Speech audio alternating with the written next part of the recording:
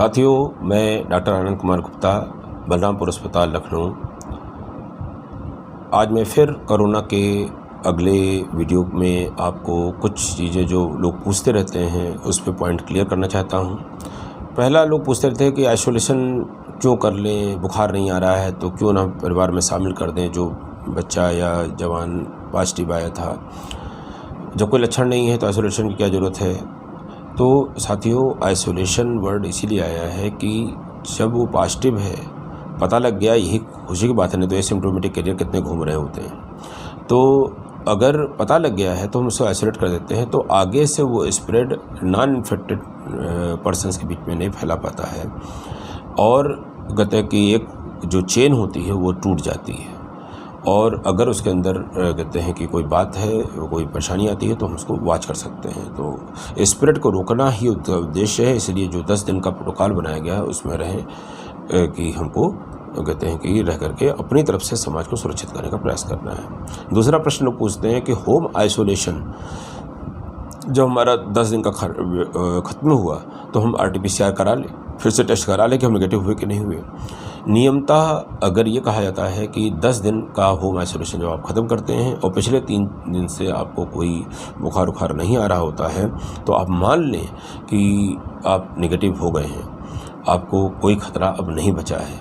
और इसमें होता ये है कि नेगेटिव आ गए तो बहुत अच्छी बात है, लेकिन अगर पॉजिटिव आ गए तो आपके अंदर बड़ा डिप्रेशन आता है कि हम तो अभी पॉजिटिव हैं। जबकि साइंस कहती है कि वायरस को मर जाना है और RT-PCR चूँकि वायरस के RNA को पकड़ के DNA में बदल करके आपको टेस्ट पॉजिटिव नेगेटिव बतलाता है, तो डेड वायरस के RNA को उसने पकड़ लिया तो वो पॉजिटिव बता देता है। वो कभी नहीं बताता कि लाइव वायरस है कि ये डेड वायरस है। और संक्रामकता चूँकि आपकी 10 दिन में लगभग ख़त्म हो जाती है, इसलिए 7 दिन का क्वारंटाइन बढ़ा करके 17 दिन में आप समाज में मिलने लायक हो जाते हो।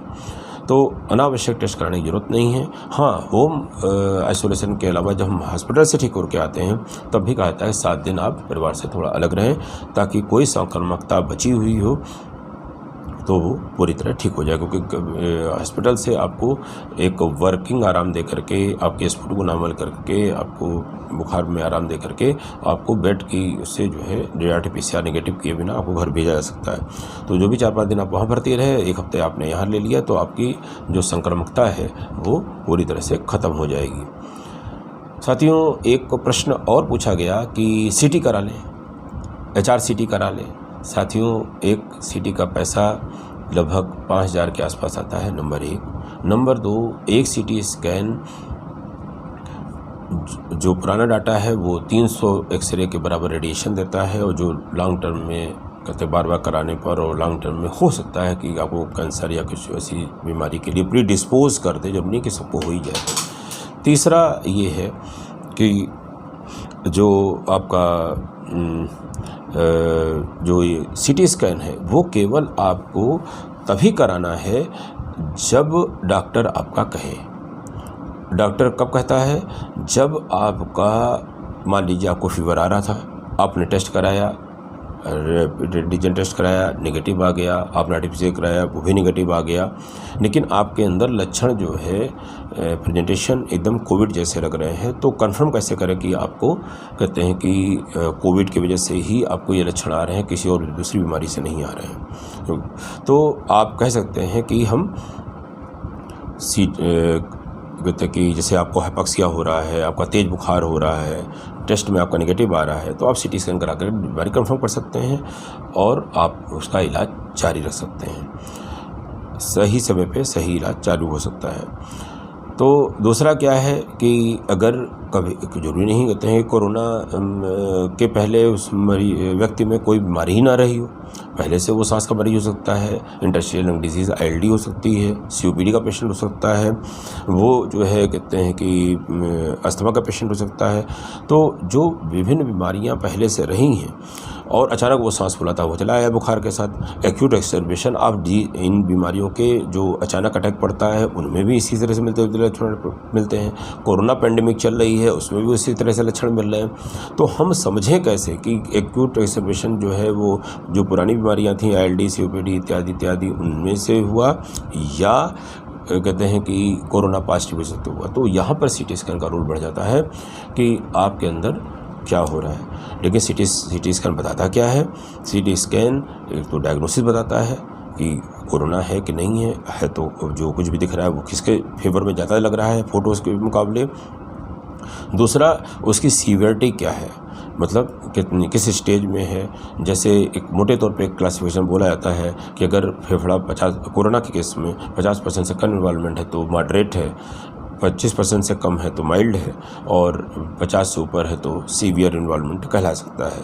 साथ में आपको पता रहता है कितने एक्सटेंट पे है, कितना एरिया इसका इन्वॉल्व है, जो आप स्कोरिंग में देखते हैं सीवीटी स्कोर में कि ये जो है 17/25 है, 13/25 है, 7/25 है, 2/25 है। साथियों, माइल्ड डिजीज़ में कराने की कोई ज़रूरत नहीं है, क्योंकि जब वायरस का इन्फेक्शन हुआ है थोड़ा बहुत फेफड़े में फोटो में आ ही जाएगा, शुरुआती निमोनिया आ ही जाएगा, तो निमोनिया देख कर परेशान नहीं होना है। सीटी स्कैन डायग्नोसिस बनाने के अलावा और जो हमने इंडिकेशंस बताए इसके अलावा कोई रोल नहीं है। हम फेफड़े को ख़राब ना हो दें, 2, 3, 4, 5 किसी को भी हो सकता है, माइल्ड में हो सकता है या शुरुआत में हो सकता है, जो 54% में हम एंट्री करते हैं। लेकिन अगर हम इलाज में देरी करते हैं तो हम 17/25, 23/25, 20/25 पे आ जाते हैं। साथियों, ये केवल बीमारी की सीवियरिटी को बता सकता है, लेकिन इससे इलाज पर कोई फ़र्क नहीं पड़ता। इलाज में हमारा जो क्राइटेरिया होता है, आपको ऑक्सीजन या BiPAP के सहारे SpO2 आपको 94 के आसपास पहुंचाना, और कहते हैं कि इन्फ्लेमेशन को रोकना और आगे फेफड़े के डैमेज को रोकना।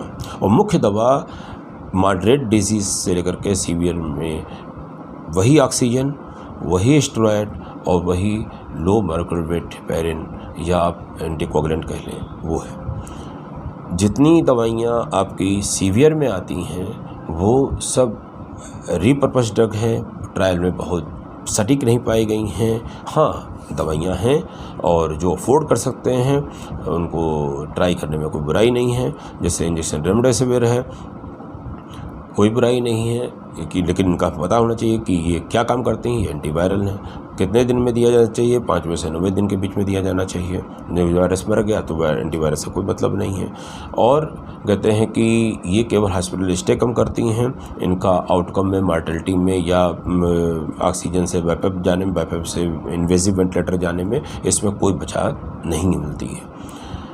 वैसे ही इनकी जगह पर, रेमडेसिविर की जगह पर विभिन्न कहते हैं कि टोसिलिजुमैब है, बेटरीजुमैब है, ऐसे बहुत सी जुमैब्स हैं, बहुत सी निप्स हैं, इनका भी उपयोग किया जाता है। तो इस तरह की कई दवाइयाँ आई हैं जो ट्रायल बेसिस पे हैं, और ये बहुत सटीक नहीं है कि ये मॉर्टेलिटी पर कितनी बचाने में आपको कितनी मदद करती हैं। लेकिन चूँकि दवाइयाँ ट्रायल पे हैं और उपलब्ध भी हो रही हैं भारत में, तो जिसकी अफोर्डेबिलिटी हो और वो ट्राई करना चाहता हो, जिसको स्टेरॉयड और एंटीकोगुलेंट के शुरुआत के 2 दिन में ज़्यादा फ़ायदा न महसूस हो रहा हो, उनमें ये कोशिश की जा सकती।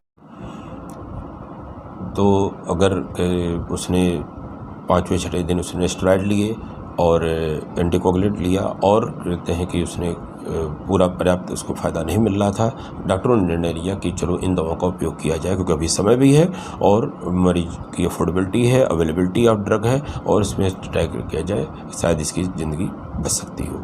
लेकिन ये कोई फुल प्रूफ नहीं है कि इनको उपयोग करने से आपकी ज़िंदगी में कितना बचाव आएगा। आशा है कि सीटी की वैल्यू आपको पता लग गई। जब आपका डॉक्टर कहे और उससे उसको डायग्नोसिस बनाने में या आपकी किसी तरह से मदद करने में मदद मिलती हो, ज़रूर कराएं। अन्यथा सीटी करा करके केवल डॉक्टरों के व्हाट्सएप पे डालना है, सर बताइए क्या हो गया है, कोई फ़ायदा नहीं है। इलाज बेसिक है, उस इलाज की प्रक्रिया में कोई बदलाव आपकी सीटी स्कोर से नहीं होने जा रहा है। सीटी स्कोर आपको बताता है या डॉक्टर को मदद करता है आपको एक्सप्लेन करने में कि आप जब आए तो आपका फेफड़ा कितना ख़राब हो गया और आगे आपको कब तक डिस्निया सहनी पड़ेगी, सांस की बीमारी सहनी पड़ेगी, और अनावश्यक दवाइयाँ जिसको हम लोग एंटीफाइब्रोटिक खाते हैं, इसकी मजबूरी क्यों आनी पड़ेगी।